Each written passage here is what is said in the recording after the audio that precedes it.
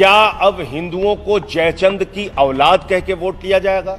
हराम, मैं आगे का शब्द बोल नहीं सकता, ऐसा शब्द इस्तेमाल करके वोट लिया जाएगा? गद्दार कह के वोट लिया जाएगा? वो ब्राह्मण, वो क्षत्रिय, वो वैश्य, वो कायस्थ, वो सवर्ण वर्ग के लोग, वो दलित वर्ग के लोग, वो पिछड़े वर्ग के लोग जो बीजेपी के खिलाफ वोट नहीं देंगे, क्या वो गद्दार हैं? क्या मैं बीजेपी से पूछना चाहता हूं, आदित्यनाथ जी से। आम आदमी पार्टी इस चुनाव में मुद्दों की बात कर रही है, जाति धर्म की राजनीति के खिलाफ एक बदलाव की बात कर रही है और जनता की जिंदगी से जुड़े हुए बुनियादी मुद्दे जिससे उसकी जिंदगी में बदलाव आ सकता है, उन मुद्दों की हम बात कर रहे हैं। हमने कहा है कि आम आदमी पार्टी की सरकार बनने पर हम 300 यूनिट बिजली फ्री देंगे, बिजली का बकाया माफ करेंगे, 24 घंटे बिजली देंगे और किसानों की बिजली माफ करेंगे। नौजवानों को 5,000 रुपए बेरोजगारी भत्ता और 10 लाख सरकारी नौकरी हर साल देंगे। माताओं बहनों के लिए 1,000 रुपए प्रति माह देंगे। शिक्षा मुफ्त, इलाज मुफ्त, माताओं बहनों के लिए बस की यात्रा मुफ्त। यानी कि जो हमारा दिल्ली का केजरीवाल मॉडल है, उसको उत्तर प्रदेश में उतारने का सपना लेकर आम आदमी पार्टी आई है और एक अच्छा जन समर्थन हमें मिल रहा है। लगभग सारी सीटों पे हम लोग चुनाव लड़ रहे हैं। मैं एक ही चीज कह सकता हूं कि आज बीजेपी उत्तर प्रदेश में मुद्दा विहीन है और बड़े दुख के साथ कहना पड़ रहा है, क्या अब हिंदुओं से धमकाकर वोट लिया जाएगा? क्या अब हिंदुओं को जयचंद की औलाद कह के वोट लिया जाएगा? मुसलमान की औलाद कह के वोट लिया जाएगा? हराम, मैं आगे का शब्द बोल नहीं सकता, ऐसा शब्द इस्तेमाल करके वोट लिया जाएगा? गद्दार कह के वोट लिया जाएगा? ये मैं नहीं कह रहा हूं, भारतीय जनता पार्टी का विधायक राघवेंद्र सिंह वो कह रहा है, जो हिंदू बीजेपी को वोट नहीं देगा वो गद्दार है। जो हिंदू बीजेपी को वोट नहीं देगा वो जयचंद की औलाद है। जो हिंदू बीजेपी को वोट नहीं देगा वो मुसलमान की औलाद है। क्या इस प्रकार की भाषा बोली जाएगी? क्या इस तरह से हिंदुओं को अपमानित किया जाएगा?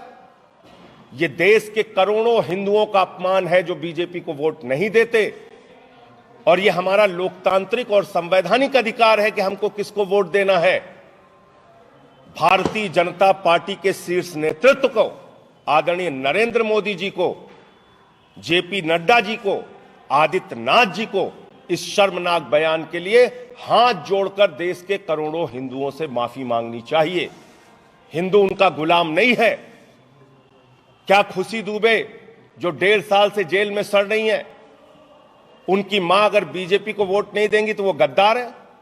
वो प्रभात मिश्रा जिसका फर्जी इनकाउंटर कर दिया गया, 12वीं में पढ़ने वाला बच्चा, अगर उनके परिवार के लोग बीजेपी को वोट नहीं देंगे तो वो गद्दार है? वो संजीत यादव जिसका अपहरण करके कानपुर में हत्या कर दी गई, उनके परिवार के लोग अगर बीजेपी के खिलाफ खड़े होंगे तो वो गद्दार है?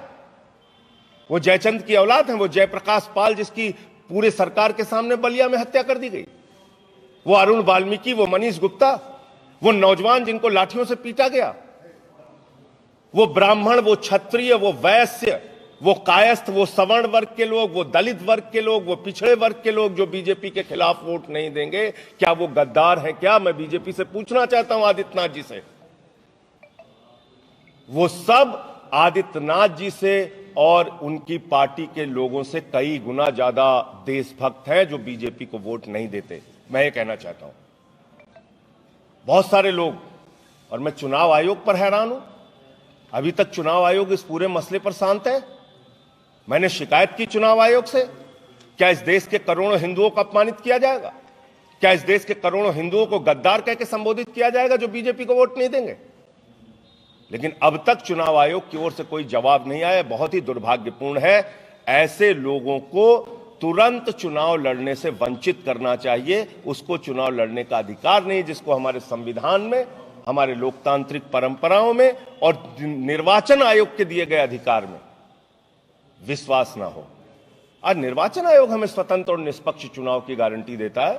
वो कहता है आप अपनी मर्जी से जिसको चाहे वोट दे सकते हैं। आज बाबा साहब डॉक्टर भीमराव अंबेडकर के लिए द्वारा बनाया गया भारत का संविधान हमें अधिकार देता है कि हम किस पार्टी को चुनेंगे, लेकिन आज बीजेपी हिंदुओं को धमकाकर, गाली देके, गद्दार कह के, जयचंद की औलाद कह के वोट लेना चाहती है। तो उत्तर प्रदेश के करोड़ों हिंदुओं से मैं आपके माध्यम से अपील करना चाहता हूं, सावधान हो जाओ। अभी ही आपको अगर ये गद्दार और जयचंद की औलाद और मुसलमान की औलाद कह रहे हैं, और हराम, आगे का शब्द तो मैं बोल नहीं सकता, ऑडियो वीडियो है, मैं भेज दूंगा आप सबके मोबाइल पे, सुन लीजिएगा।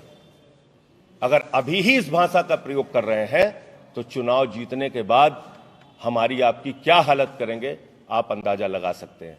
मैं फिर से अंत में एक ही बात कहूंगा, जाति धर्म की राजनीति से ऊपर उठकर इस बार उत्तर प्रदेश की जनता मुद्दों के नाम पर वोट दे और झाड़ू चलाए राजनीति की गंदगी पे, ये मैं लोगों से अपील करना चाहता हूं। आपके जो सवाल पहले इनके सवाल का जवाब दीजिए। आपने बिल्कुल सही सवाल पूछा, और मैं ऐसा शायद आपको कोई नहीं बोलता होगा, मैं खुलेआम बोल रहा हूं, आम आदमी पार्टी का कोई वोट बैंक नहीं। जिन लोगों ने वोट बैंक बनाया उन्होंने जनता के बैंक खाली किए। मैं कोई नहीं कह रहा हूं कि मेरा फला जाति में वोट बैंक है, फला धर्म में वोट बैंक है। जिनको 300 यूनिट बिजली चाहिए वो आम आदमी पार्टी के साथ आए, जिनको अच्छी शिक्षा चाहिए, जिनको रोजगार चाहिए, जिनको फसल का दाम चाहिए, वो आम आदमी पार्टी के साथ आए। हम किसी जाति धर्म की राजनीति के चक्कर में नहीं फंस रहे हैं। और आपने देखा भी होगा कि मैंने तो जातिवाद के खिलाफ जब विरोध किया मुख्यमंत्री जी का, 21 मुकदमे मेरे ऊपर लाद दिए। मैं 21 मुकदमे इस सरकार में झेल कर आपके सामने बोल रहा हूं। राष्ट्रद्रोह का मुकदमा लगाया बाबा जी ने मेरे ऊपर, राष्ट्रद्रोह का एक सांसद के ऊपर, पार्टी का दफ्तर बंद करवा दिया, 60 पुलिस वाले घर पे भेज दिए थे, पत्नी थी, धमका के भेजा। तो ये लोग इस तरह से प्रतिशोध की राजनीति करते हैं। इसलिए मैं बिल्कुल साफ कह रहा हूं, ये उत्तर प्रदेश की जनता के सामने अच्छा मॉडल और अच्छे प्रत्याशी हमने रखा है। अब लोगों की जिम्मेदारी है, वो जितना वोट देंगे, जितना समर्थन देंगे, जितना प्यार देंगे, हम काम करेंगे। मैं एक ही चीज कह सकता हूं, हमारी वाटर टेस्टिंग जिला पंचायत के चुनाव में हो चुकी है। 83 सीट जनता ने हमें दी जिला पंचायत के चुनाव में, और 40 लाख वोट दिए। वो पहली हमारी परीक्षा थी। इस परीक्षा में भी लोगों के ऊपर है वो कितना हमें सपोर्ट करते हैं। आपका कुछ प्रश्न? यूपी में आपके आम आदमी पार्टी कोई जनाधार नहीं है, तो आप अपने लड़ाई में कहाँ खड़ा मानते हैं, किस मुद्दों पे आप? मेरे ख्याल से मैं आपकी बात का जवाब इसमें भी दे चुका हूं। मैं खुद ये बात कह रहा हूं। 4 चरणों के चुनाव हो गए, आम आदमी को कितनी सीटें मिलती दिखाई दे रही है? तीनों सवाल एक ही जैसे हैं। मैं फिर दोहरा रहा हूं, मेरी अपनी ओर से कोई दावा नहीं है। अच्छे प्रत्याशी और अच्छे मुद्दे, ये दोनों मैंने उत्तर प्रदेश की जनता के सामने दिया है। अब बाकी जिम्मेदारी जनता की है। दिल्ली में भी हमें लोग कहते थे 2 सीट नहीं मिलेगी, जनता ने पहली बार 28 दी, फिर 67 दी, फिर 62 दी। तो हम ये कहें कि भाई फला जाति में हमारा वोट बैंक है, फला धर्म में हमारा वोट बैंक है, इससे तो कोई फायदा है नहीं ना। जो बात सच ही नहीं है तो मैं कैसे बोल दूं? नेशनल दस्तक की आपसे गुजारिश है कि अगर इसको बचाना चाहते हैं तो नेशनल दस्तक को सब्सक्राइब करने के लिए रेड कलर के सब्सक्राइब बटन को दबाएं, फिर बेल आइकन की घंटी दबाएं। नेशनल दस्तक को बचाने के लिए बहुत जरूरी है कि हर खबर को शेयर करें, लाइक करें, कमेंट जरूर करें।